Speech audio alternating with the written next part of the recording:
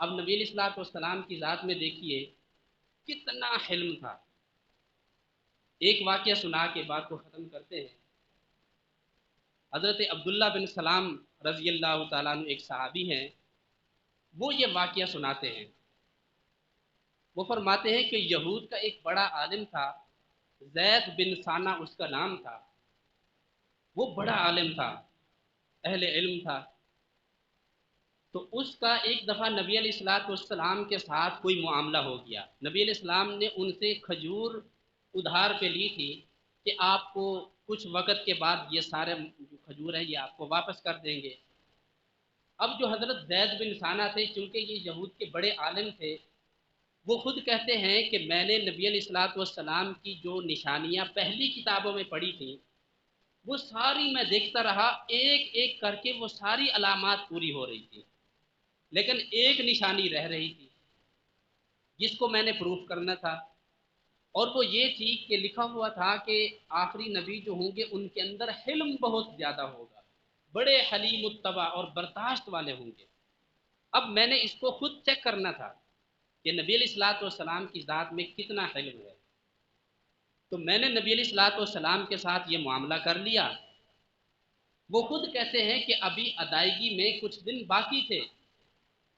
نبی علیہ الصلوۃ والسلام ایک دفعہ جا رہے تھے اپنے صحابہ کے ساتھ، تو میں ذرا چیک کرنے کے لیے نبی علیہ الصلوۃ والسلام کے پاس آیا، اور میں نے آپ کی قمیض کو سختی سے پکڑا اور تیز نظروں سے میں نے آپ علیہ الصلوۃ والسلام کو گھورا، غصہ کیا، اور پھر میں نے آگے سے کہا کہ بنی مطلب جو ہے، یہ عبد المطلب کی جتنی اولاد ہے یہ سارے کے سارے قرضے واپس کرنے میں سستی کرتی ہے، تم بھی سستی کر رہے ہو، میرا قرضہ کیوں نہیں واپس کرتے ہو؟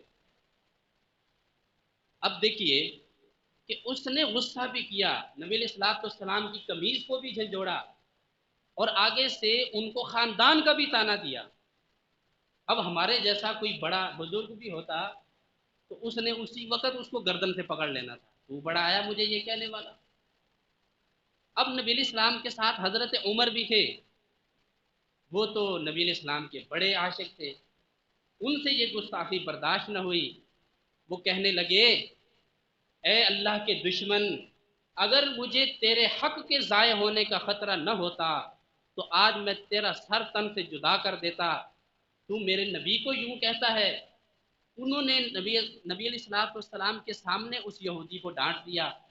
نبی علیہ الصلوۃ والسلام کی ذات پہ قربان جائیے، ان کا حلم بھی دیکھیے، فرمانے لگے اے عمر، تو اس کو ڈانٹ ڈپن نہ کر، بلکہ تو اس کو بھی سمجھا کہ قرض کو اچھے طریقے سے مانگا جاتا ہے، تہذیب کے ساتھ مانگا جاتا ہے، اور مجھے بھی سمجھاؤ کہ بھائی قرض کو واپس کرنے میں جلدی کرنی چاہیے، لہذا تم اس بندے کو لے جاؤ اور جتنی اس کی کھجور ہم نے واپس کرنی ہے اس سے 20 سا اضافی اس کو دو، تاکہ یہ اس ڈانٹ ڈپٹ کا بدلہ ہو جائے گا جو تم نے اس کو کی ہے۔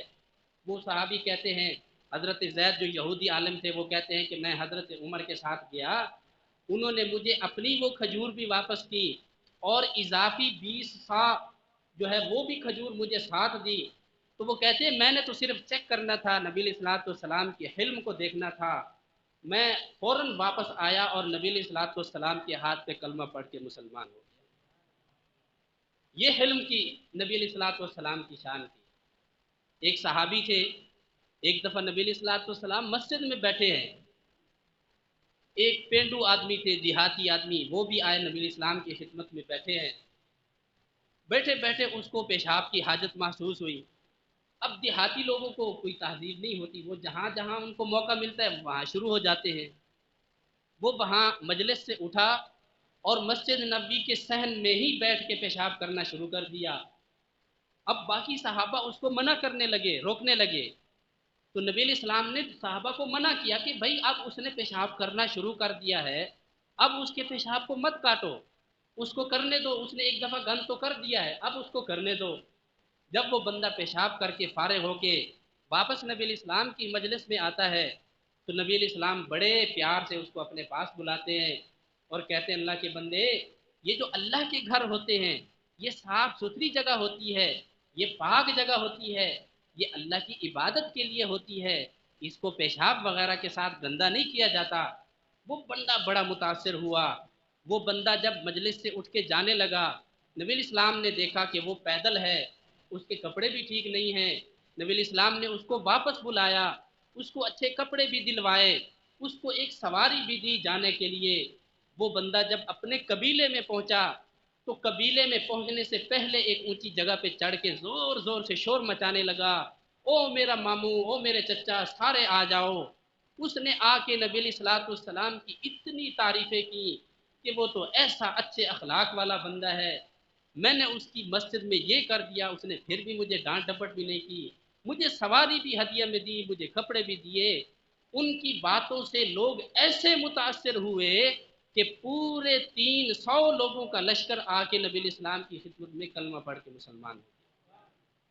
یہ نبی علیہ الصلوۃ والسلام کا علم تھا۔ تو آج ضرورت اس بات کی ہے کہ ہم بھی اپنی ذات میں اپنے اندر حلم کی جو ہے قوت کو، برداشت کی صفت کو پیدا کریں۔ اگر یہ صفت ہمارے اندر پیدا ہو جائے تو ہماری دنیا کے سارے جھگڑے فساد یہ سب ختم ہو جائے۔ اللہ تعالیٰ سے دعا ہے ہمیں سمجھنے عمل کرنے کی توفیق نصیب فرمائے۔ وآخر دعوانا ان الحمد للہ رب العالمین۔